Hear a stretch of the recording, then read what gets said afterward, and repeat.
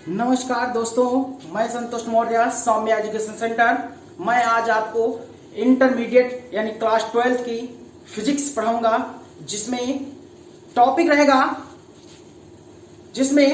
रहेगा या यूनिट कहें उसको, यूनिट स्थिर वैद्युत की। अंग्रेजी में इसको इलेक्ट्रिसिटी बोलते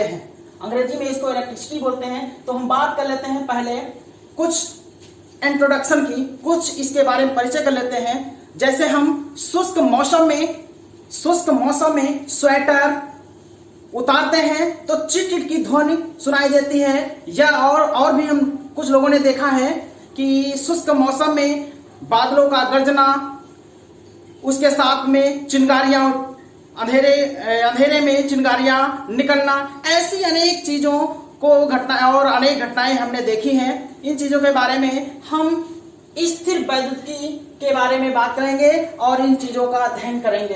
तो बात कर लेते हैं स्थिर वैद्युतिकी यानी इलेक्ट्रिसिटी की, कि ये है क्या। इसके बारे में पहले इसको मैं डिफाइन करता हूं।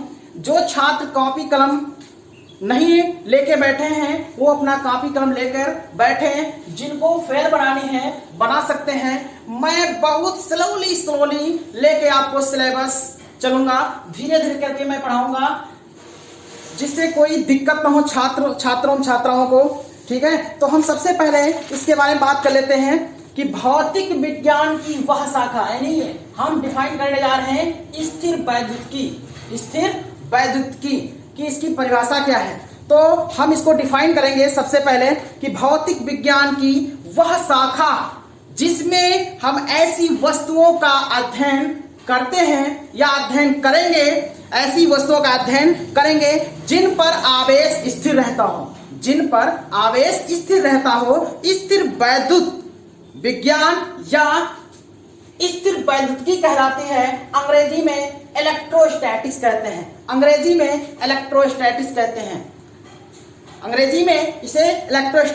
मैं एक बार और डिफाइन कर देता हूं कि भौतिक विज्ञान की वह शाखा जिसमें हम ऐसी वस्तुओं का अध्ययन करेंगे जिन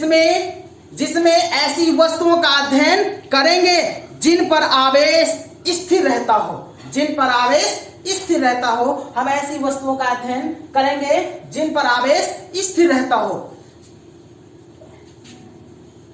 इलेक्ट्रिसिटी अर्थात इलेक्ट्रोस्टैटिक्स कहते हैं, अंग्रेजी में इलेक्ट्रोस्टैटिक्स कहते हैं।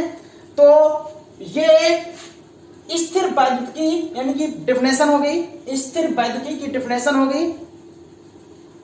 आया नहीं समझ में? एक बार मैं पुनः दोहरा देता हूं कि भौतिक विज्ञान की वह शाखा जिसमें हम ऐसी वस्तुओं का अध्ययन करते हैं जिन पर आवेश स्थिर रहता हो, स्थिर वैद्युतिकी या इलेक्ट्रोस्टैटिक्स कहते हैं। चलिए हम मेन पॉइंट पर आते हैं, मेन टॉपिक पर आते हैं, जिस चैप्टर का नाम है electric charge and electric field. Hindi में इसको वैद्युत आवेश एवं वैद्युत क्षेत्र कहते हैं। चलिए हम डिफाइन कर लेते हैं वैद्युत आवेश की। इसके बाद में आपको वैद्युत क्षेत्र के बारे में बताएंगे, फिर आगे हम टॉपिक पढ़ाएंगे। तो वैद्युत आवेश के बारे में हम बात कर लेते हैं। वैद्युत आवेश द्रव्य का वह गुण है जिसके कारण वह वैद्युत तथा चुंबकीय प्रभाव उत्पन्न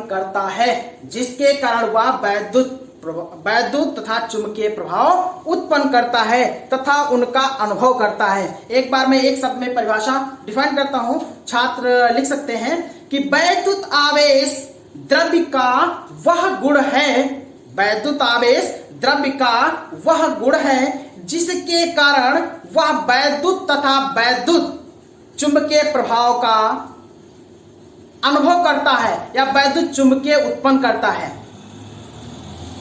ये आपके दो कारक होते हैं, धनावेश तथा ऋण आवेश। देखिए, पहला धनावेश तथा दूसरा ऋण आवेश। धनावेश क्या है तो बात कर लेते हैं। एक तो वह जो एवोनाइट की क्षण को कांच की छड़ से रेशम पर रगड़ने से उत्पन्न होता है।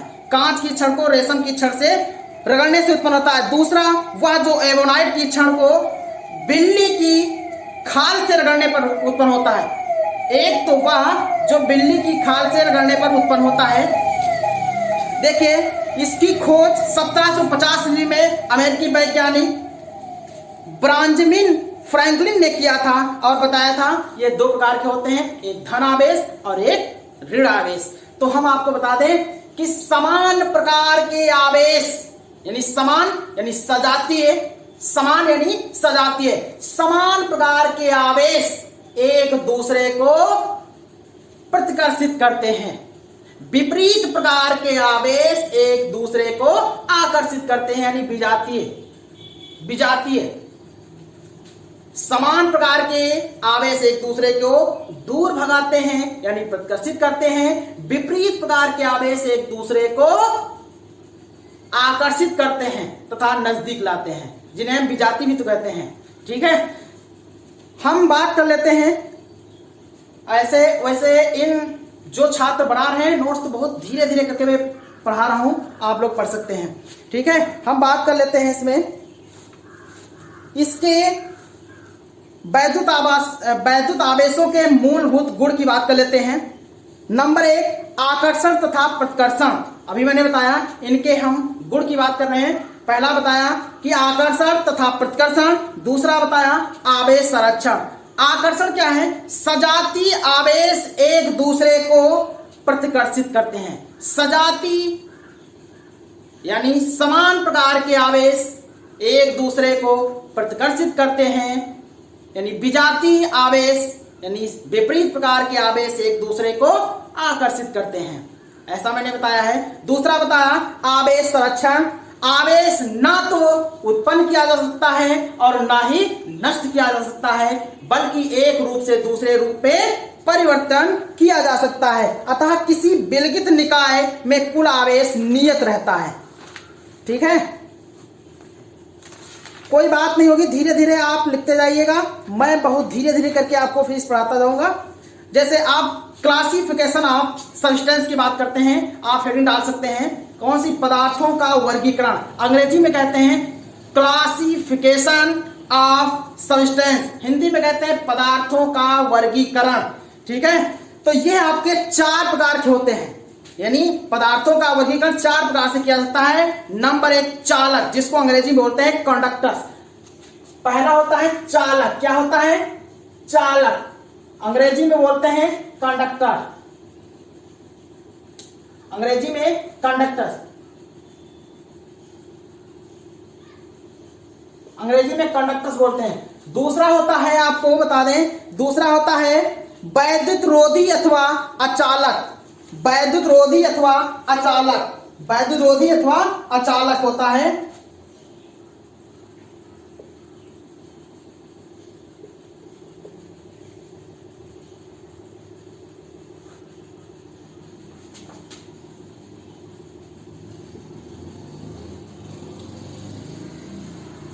इसको अंग्रेजी में बोलते हैं इंसुलेटर्स।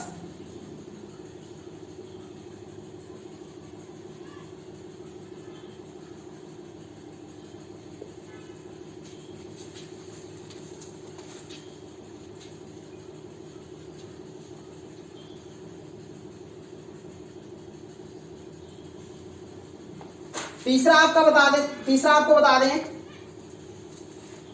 डाई इलेक्ट्रिक्सिस, परावैद्युत।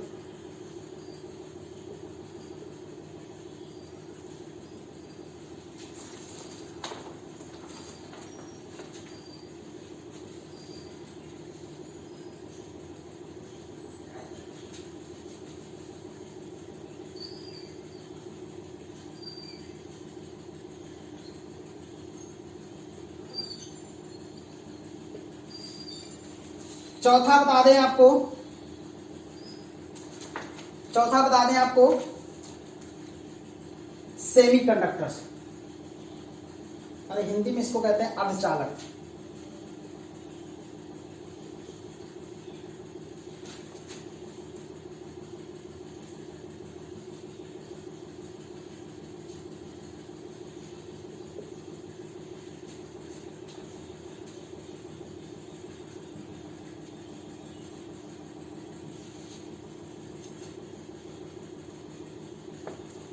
चलिए हम इनके डिफिनेशन बता देते हैं। चालक क्या है?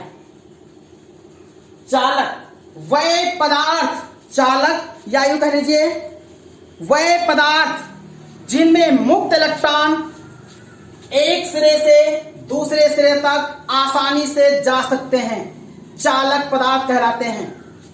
क्या बताया? वह पदार्थ जिनमें वैद्युत आवेश एक सिरे से दूसरे सिरे तक आसानी से पहुंच जाए उसे हम चालक कहते हैं। जैसे आपको बता दें, जैसे चांदी, तांबा, एल्युमिनियम, अन्य धातुएं, मानव शरीर, पृथ्वी आदि। चालक की डेफिनेशन मैं एक बार फिर बता दूं, वह पदार्थ जिनमें वैद्युत आवेश एक सिरे से दूसरे सिरे तक आसानी से जा सकते हो, जैसे लोहा, तांबा, चांदी, अन्य धातुएं, मानव शरीर, पृथ्वी इत्यादि। अब बात कर लेते हैं दूसरे की, वैद्युत रोधी पदार्थ। अंग्रेजी में इसको कहते हैं इंसुलेटर्स, अंग्रेजी में इसे कहते हैं इंसुलेटर्स। अचालक वह पदार्थ जो जिनमें वैद्युत आवेश एक सिरे से दूसरे सिरे तक आसानी से न पहुंच सके उन्हें कहते हैं इंसुलेटर्स या वैद्युत रोधी पदार्थ कहलाते हैं। जैसे चमड़ा, गंधक, बेकेलाइट आदि। अब बात कर लेते हैं वैद्युत पदार्थ, अंग्रेजी में बोलते हैं डाइइलेक्ट्रिसिस। परावैद्युत पदार्थ वह अचालक पदार्थ हैं, परावैद्युत पदार्थ वह अचालक पदार्थ हैं जिनमें वैद्युत प्रभाव बिना वैद्युत चालन के संचरित होता है। फिर से एक बार बता देता हूं, परावैद्युत पदार्थ वह अचालक पदार्थ हैं जिनमें वैद्युत प्रभाव बिना वैद्युत चालन के संचरित होता है, जैसे कांच, मोम, रबर, कागज, अभ्रक इत्यादि। अब बात कर लेते हैं अर्धचालक की, अंग्रेजी में बोलते हैं सेमीकंडक्टर्स, अर्धचालक क्या होते हैं कि अर्धचालक क्या होते हैं? वह पदार्थ जिसमें चालक और अचालक दोनों के गुण पाए जाते हो, वह पदार्थ जिनमें चालक एवं अचालक दोनों के गुण पाए जाते हो सेमीकंडक्टर्स कहलाते हैं या अर्धचालक कहलाते हैं। जैसे जर्मेनियम, सिलिकॉन, सेलेनियम, कार्बन इत्यादि। समझ में आ गया? इन चारों की डिफिनेशन समझ में आ गई ना? ठीक है, देखिए हमने बताया था आपको क्लासिफिकेशन ऑफ सब्सटेंस, पदार्थों का वर्गीकरण 4 प्रकार से किया जाता है। नंबर 1 चालक, अंग्रेजी में कंडक्टर्स बोलते हैं। दूसरा होता है आपका इंसुलेटर्स, वैद्युत रोधी पदार्थ, वैद्युत रोधी अथवा अचालक। तीसरा होता है परावैद्युत यानी डाइइलेक्ट्रिसिस। चौथा होता है अर्धचालक। चालक, अचालक। चालक मैंने क्या बताया? वह पदार्थ जिनमें वैद्युत आवेश एक सिरे से दूसरे सिरे तक आसानी से जा सकते हो, चालक कहलाते हैं। जैसे लोहा, चांदी, तांबा, मानव शरीर, पृथ्वी इत्यादि। दूसरा अचालक, बिल्कुल जस्ट अपोजिट, वह पदार्थ जिनमें वैद्युत आवेश एक सिरे से दूसरे सिरे तक आसानी से न जा सके, अचालक कहलाते हैं। जैसे वैद्युत, जैसे चमड़ा, गंधक, बेकेलाइट। तीसरा होता है आपको अर्धचालक, सेमीकंडक्टर्स। इनके दोनों के गुण इसमें पाए जाते हो, इनके दोनों के गुण इसमें पाए जाते हो। यानी वह पदार्थ जिनमें चालक एवं अचालक दोनों के गुण पाए जाते हों, जैसे जर्मेनियम, सिलिकॉन, सेलेनियम, कार्बन इत्यादि। अब बात कर लेते हैं, अब हेडिंग डाल लीजिए आप लोग, कूलाम्स लॉ। अंग्रेजी में कूलाम्स लॉ बोलते हैं, हिंदी में बोलते हैं कूलाम का नियम। बहुत मोस्ट इंपॉर्टेंट।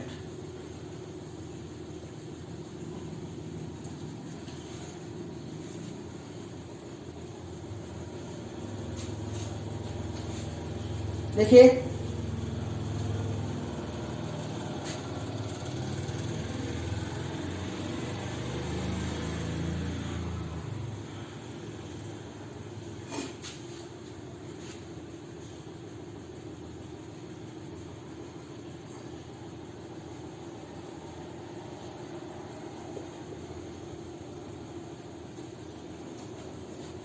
कूलाम का नियम देख लीजिए।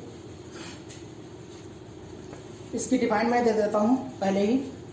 1785 ईस्वी में फ्रांसीसी वैज्ञानिक कूलाम ने एक नियम प्रस्तुत किया था, जिसका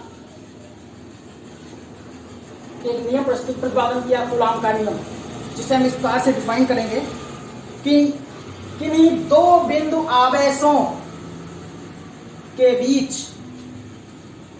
किन्हीं दो बिंदु आवेशों के बीच कार्य करने वाला वैद्युत बल तथा उनके परिमाणों के गुणनफल, किन्हीं दो बिंदु आवेशों के बीच कार्य करने वाला वैद्युत बल तथा इनके परिमाणों के गुणनफल तथा दूरी, इनके बीच की दूरी के वर्ग के व्युत्क्रमानुपाती होता है,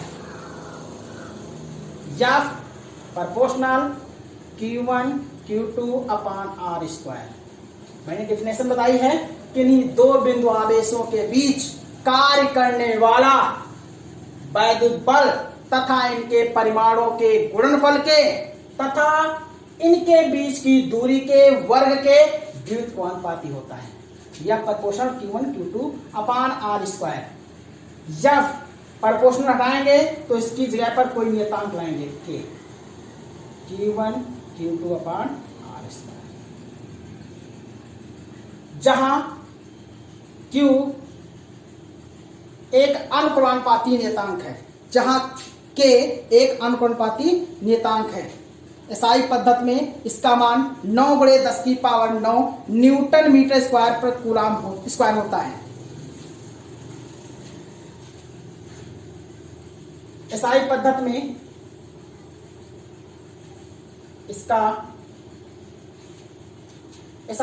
में इसका मान होता है 9×10⁹ न्यूटन मीटर स्क्वायर प्रति कूलाम स्क्वायर, जहां के अनुक्रमानुपाती नियतांक है, जहां के अनुक्रमानुपाती नियतांक है, जहां के अनुपाती नियतांक है, जिसका मान, इसका मान 9×10⁹ न्यूटन मीटर स्क्वायर प्रति कूलाम स्क्वायर होता है। एसआई पद्धति में इसका मात्रक होता है। सीजीएस पद्धति में इसका मात्रक होता है डाइन, इसका मात्रक डाइन होता है। सीजीएस पद्धति में इसका मात्रक डाइन होता है। सीजीएस पद्धति में इसका मात्रक क्या होता है? डाइन होता है। और एमकेएस पद्धति में आपको बता दें, सीजीएस हो गया तो एमकेएस में इसका मात्रक होता है न्यूटन, न्यूटन होता है इसका मात्रक। फिर हम बात कर लेते हैं, यानी एफ बराबर के, इसको मान लेते हैं कितना, 9×10⁹ Q1 Q2 अपान R स्क्वायर। मात्रक इसका लिख लेंगे हम न्यूटन मीटर स्क्वायर प्रति कूलाम स्क्वायर, इसका मात्रक होता है। तो अपने शब्दों में इसको आसानी होने के लिए इसको ले लेते हैं F बराबर 1/4 पाई एप्सिलॉन 0 Q1 Q2 अपान R स्क्वायर। ये हो गया आपका मान। इसका मान 1 क्या भी कर लीजिए, जहां एप्सिलॉन 0 निर्वात की चुंबकशीलता है, निर्वात की चुंबकशीलता है, जहां μ0 क्या है, चुंबकशीलता है। सुविधा के लिए के को इस प्रकार लिख सकते हैं। सुविधा के लिए हम के को इस प्रकार से लिख सकते हैं। धन्यवाद।